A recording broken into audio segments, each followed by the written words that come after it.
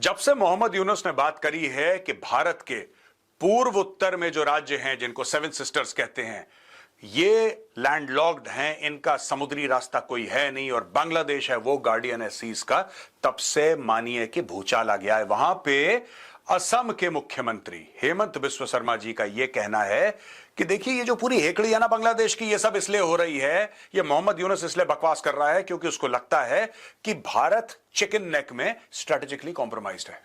उन्होंने ये कहा कि अब समय आ चुका है कि भारत अपना इंफ्रास्ट्रक्चर बढ़ाए कि साहब चिकन नेक पे हम लोग डिपेंडेंट ना हो and we can reach the rest of the north east.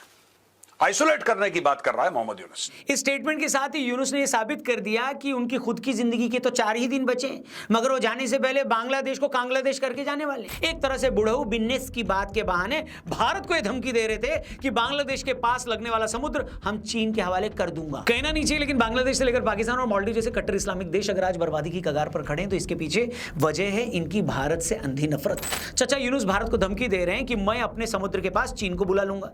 तो कोई चचा से पूछे कि चचा बांग्लादेश का 94% बॉर्डर भारत से लगता है, तुम्हारी 4367 किलोमीटर की सीमा हमसे लगती है। अगर बॉर्डर पर हमारी फौज तुम्हें पेलने लगी तो तुम्हारी कौन सी बुआ का बेटा तुम्हें बचाने आएगा। अगर हम बात करें बांग्लादेश की, बांग्लादेश और भारत के बीच में जो है वो एक बार फिर जो है वो देख रहे हैं कि बातचीत करने की कोशिश की जा रही है और बीच में मोहम्मद यूनुस साहब जो है वो मिलने की भी कोशिश कर रहे थे मोदी जी से।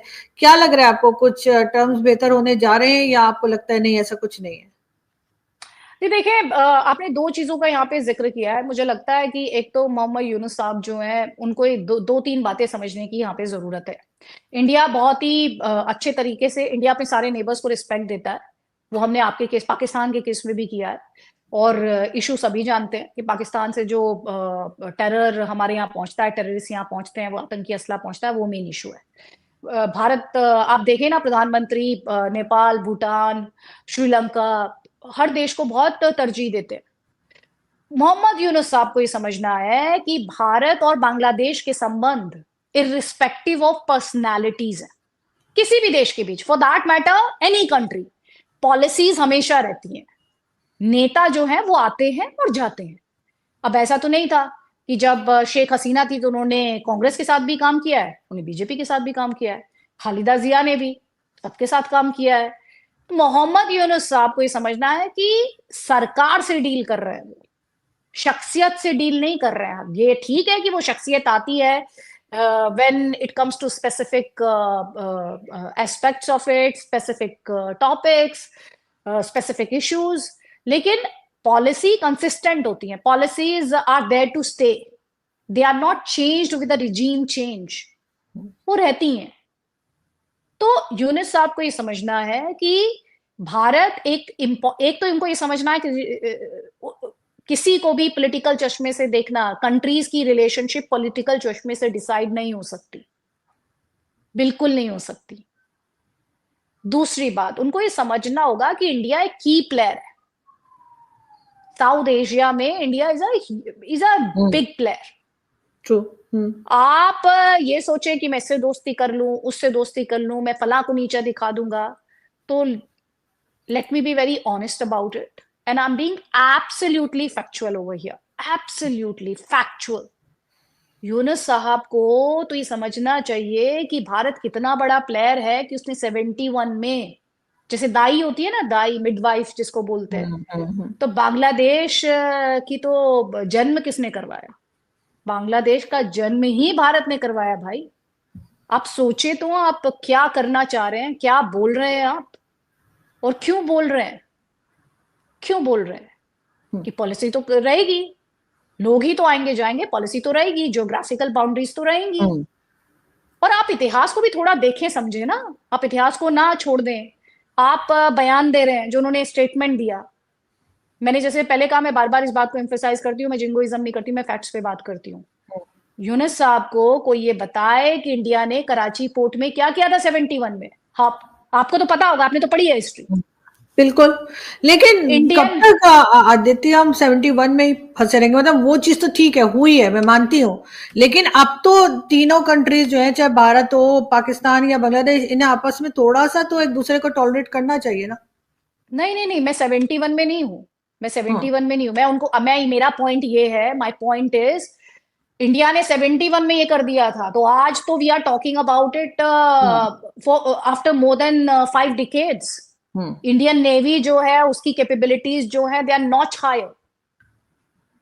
और कुल मिला के जो मैं कहना चाहती हूँ कि रिलेशनशिप कभी, अभी आपने जो कहा ना हम कब तक ऐसे करते रहेंगे, तो रिश्ता तो एक हाथ से नहीं चलेगा ना, ताली तो दोनों हाथ से ही बजेगी। अगर इंडिया के, अब आप ये एक्सपेक्ट करें कि पाकिस्तान से तो टेररिस्ट आए, सिविलियंस मारे जाएं, फौजियों की शहादत हो, और भारत कहे कि चलो चलो आओ टेबल पे बैठेंगे, नहीं होगा। आपके नेबर से भी अगर आपकी लड़ाई हो जाए और वो आपके खिलाफ कैंपेन चला दे, तो आप नहीं बैठेंगे उसके साथ, दुआ सलाम नहीं करेंगी आप उनके साथ। कर्टेसी के लिए भी आपको एक सर्टेन रिश्ता मेंटेन करना पड़ता है। हाँ। आप जाके पथराव करेंगे अपने पड़ोसी के घरों से, कहेंगे आप मुझे ईद मुबारक बोल, नहीं बोलेगा वो आपको, और आप भी नहीं बोल पाएंगे क्योंकि आपका चेहरा नहीं रहेगा, आपका फेस नहीं रहेगा ये कहने का। तो ये रिश्ते, मैं हमेशा बोलती हूँ ये 2 वे ट्रैफिक होता है। और भारत ने आप देखें बांग्लादेश में माइनॉरिटीज पे इंडिया ने कितने समय बाद कहा, आप उठा के देखें ना। भारत ने जितना संयम एक्सरसाइज किया, इंडियन गवर्नमेंट ने जितना रिस्ट्रेन एक्सरसाइज किया, मुझे नहीं लगता बहुत कई गवर्नमेंट्स होंगी जो ऐसा कर पाएंगी, मुझे नहीं लगता। मैं आपको बहुत ऑनेस्टली ये बात बोल रही हूँ, एक जर्नलिस्ट के तौर पे भी और एक इंडियन होने के तौर पे भी। जिस तरह से माइनॉरिटीज अंडर अटैक आई बांग्लादेश में, बहुत ही विचलित करने वाले वीडियोस वहां से आए सामने, तो यूनुस साहब को तो पहले अपना घर देखना चाहिए, पहले चीजें घर पे फिक्स करनी चाहिए। आप अगर इंडिया से ऑब्सेस्ड हो जाएंगे और आप अगर ये सोच रहे हैं कि आप इंडिया से ऑब्सेस्ड होकर अपनी किसी भी बैटल को आप इंडिया से बैटल कर लेंगे, इंडिया से लड़ लेंगे, आप देखें ना जो उनका स्टेटमेंट है वो कितना इरेस्पॉन्सिबल है। तो उसके बाद आप कैसे ये एक्सपेक्ट करेंगे कि इंडिया कहेगा चलिए आइए यूनुस साहब आप बैठिए टेबल पर। रिस्पेक्ट भी कोई चीज होती है, म्यूचुअल रिस्पेक्ट होना जरूरी होता है। मैं अगर आपको इज्जत दे रही हूँ और आप मेरे से गाली गलौज करेंगी, तो फिर देन वो इंडियन गवर्नमेंट और इंडियन डिप्लोमेसी उसे किस लेवल पे लेके जाएगी, कैसे लेके जाएगी, वो एक्सपर्ट्स का काम है। लेकिन अगर आप किसी हिंदुस्तानी या इंडियन पत्रकार से पूछेंगे तो यस ऑब्वियसली, और मैं ये नहीं मानती कि इंडिया के संबंध बांग्लादेश के साथ उस लेवल पर है जिस लेवल पर खराब हो चुके हैं पाकिस्तान के साथ, मुझे नहीं लगता। उस बात को मैं नहीं मानती। प्रधानमंत्री मोदी जी ने जब मोहम्मद यूनुस को मना कर दिया मिलने से, तो उसके बाद यूनुस साहब पहुंच गए चाइना और वहां पर जाकर ना शेखी बघाड़ने लग गए। वहां कहने लग गए कि जो 7 सिस्टर्स हैं उनका समुद्र से कोई ताल्लुक तो है नहीं। जाहिर सी बात है, जो बांग्लादेश है, बांग्लादेश का बड़ा हिस्सा समुद्री व्यापार के लिए बिल्कुल परफेक्ट है, और इसीलिए उन्होंने चाइना को आमंत्रित किया कि भाई आप आएँ और हमारे साथ व्यापार बढ़ाएं। यूनुस साहब को ये नहीं पता कि जिस ज़मीन की वो बात कर रहे हैं वो भी भारत ने उनको दी है।